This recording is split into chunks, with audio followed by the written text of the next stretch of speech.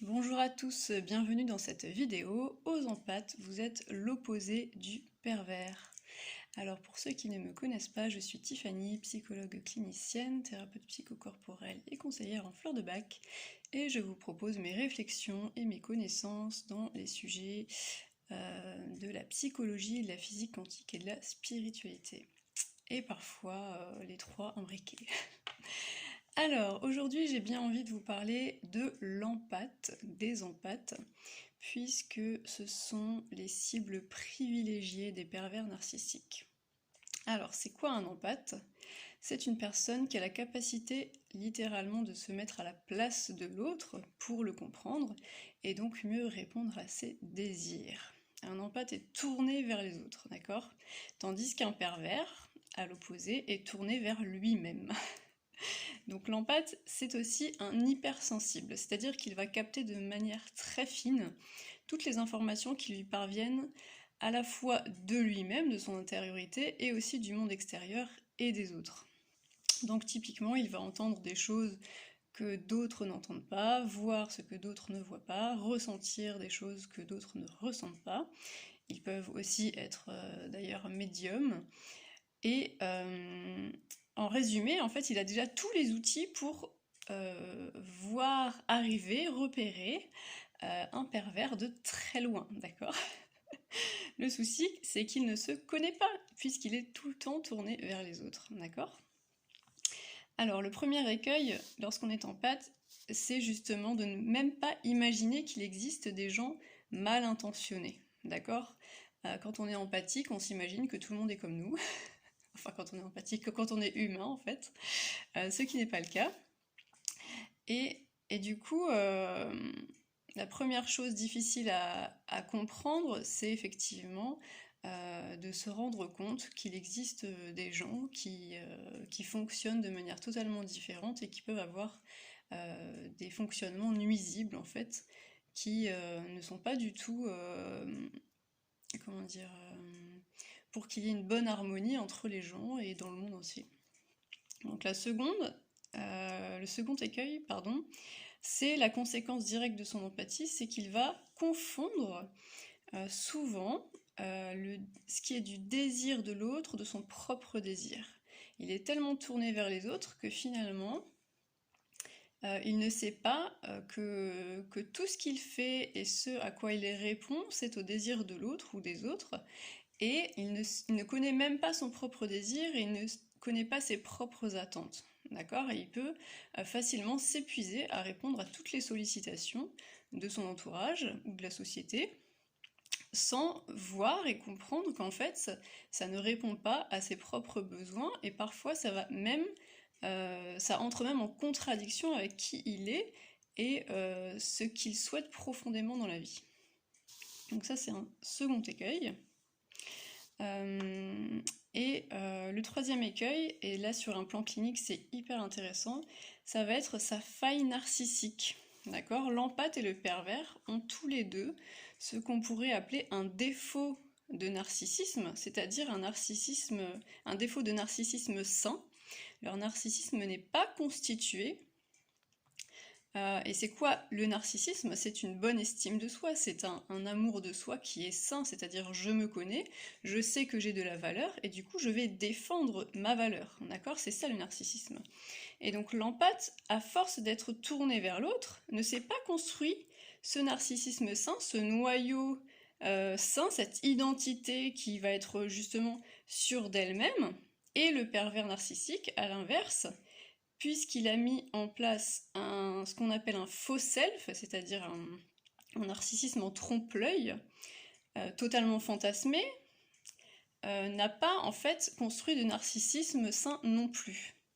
Et le sien d'ailleurs est plutôt... alors si on se dit, là c'est vraiment clinique hein, ce que je vais vous dire, que le narcissique, le pervers, va projeter son intérieur dans l'autre pour que l'autre le gère comment dire, presque le répare en fait. Hein. Il projette son narcissisme, je sais pas comment est-ce qu'on pourrait le qualifier, parce que si on se dit que tout ce qu'il projette à l'intérieur de nous, c'est lui-même, il suffit de se voir et de se ressentir lorsqu'il nous a tellement blessés qu'on en vient à penser par exemple au suicide, ou qu'on est tellement on a une estime de nous-mêmes qui est complètement en lambeaux en fait. On se sent tellement mal, mais en fait il faut se dire que le narcissique, le pervers, va lutter contre ce sentiment. Le sentiment qu'il projette à l'intérieur de nous et qu'il va nous faire vivre, c'est ce contre quoi il lutte chaque jour. C'est pourquoi il a construit ce faux self. D'accord ? Donc finalement, son narcissisme à lui, il ressemble à ça. Donc vous imaginez le délire. Ah bon, c'est pas très joli. Donc voilà. Et alors, ce qui est intéressant, donc dans le livre de Fabrice Midal, Les princesses ont toujours raison, que je vous conseille, c'est très intéressant, il explique de manière très simple que pour s'aimer véritablement, mais s'aimer soi-même avec son cœur, d'accord, pas de manière justement malsaine et égoïste, pour s'aimer véritablement, il faut se connaître et comprendre que nos qualités ont de la valeur. Et l'empathe a énormément de qualités qu'il va donner tout le temps, sans cesse. Il va sans cesse les offrir à l'extérieur, plutôt qu'à lui-même. Et ne pas s'apercevoir qu'en réalité, presque, il dilapide un trésor, en fait. D'accord ? Est-ce que vous vous rendez compte quand même que le premier mouvement d'un empathe, quand il apprend que son compagnon ou sa compagne est pervers narcissique, c'est de se dire « c'est pas grave, je vais l'aider ». Je vais l'aider. Est-ce que vous vous rendez compte de cette force de résilience, de cette bonté de se dire l'autre a un problème psychologique, l'autre a des caractéristiques nuisibles, mais je vais quand même essayer de le sauver. C'est quand même magnifique, c'est beau de se dire ça. C'est tellement beau et en même temps, c'est tellement dommage parce que vous êtes en face de quelqu'un, typiquement, qui ne peut pas être aidé puisqu'il est dans cette illusion que c'est toujours la faute de l'autre. Il est sans cesse en train de projeter sa responsabilité à l'extérieur, et donc il ne se remet jamais en question. Lui, il n'a pas de souci, en fait, c'est son mode de fonctionnement, et ça fonctionne pour lui, en fait, d'accord ? Donc il n'a pas besoin d'aide. Il n'a pas besoin d'aide. Si vous voulez vraiment l'aider, si vous arrivez à vous dire, à faire ce saut de conscience et vous dire, bah, je vais suivre quand même cet élan-là. La première chose à faire, c'est de cesser d'être totalement manipulable, de renforcer justement votre narcissisme, et peut-être de lui montrer que être vulnérable, ce n'est pas une faiblesse, parce que vous allez remarquer que tout ce qu'il va vous reprocher, toutes les insultes du pervers, il va vous reprocher justement d'être trop naïf, il va vous reprocher d'être trop généreux, il va vous reprocher votre sensibilité, il va faire passer ça pour de la faiblesse alors que c'est une grande force, et finalement tout ce qu'il vous reproche, c'est ce dont il se sert pour vous manipuler. C'est quand même assez hallucinant. Le énième paradoxe du pervers. Mais ce que ça signifie, c'est que toutes ces qualités à la base qui sont bénéfiques, seul un pervers va pouvoir les retourner contre vous, donc les pervertir et vous faire croire que tout ça, c'est mauvais en fait, que tout ça, ça empêche d'être aimé. Et vous, en reprenant votre estime de vous, vous allez lui montrer l'inverse. C'est-à-dire que oui, on peut être vulnérable, oui, on peut être fragile, oui, on peut être blessé, mais on n'en meurt pas. Et la grande leçon qu'un pervers, s'il arrive à s'en saisir, la grande leçon qu'il peut apprendre au contact d'un empathe, c'est justement sa grande force de résilience et sa force de reconstruction. Finalement, il va peut-être inconsciemment vous observer dans votre reconstruction une fois qu'il vous aura détruit et voir que peut-être lui aussi peut faire la même chose et se construire un narcissisme sain. Vous voyez ? Alors là, je ne sais pas si c'est possible. J'aimerais bien, hein, comme tous les empathes, j'aimerais bien que ce soit possible et qu'on évolue tous dans cette situation.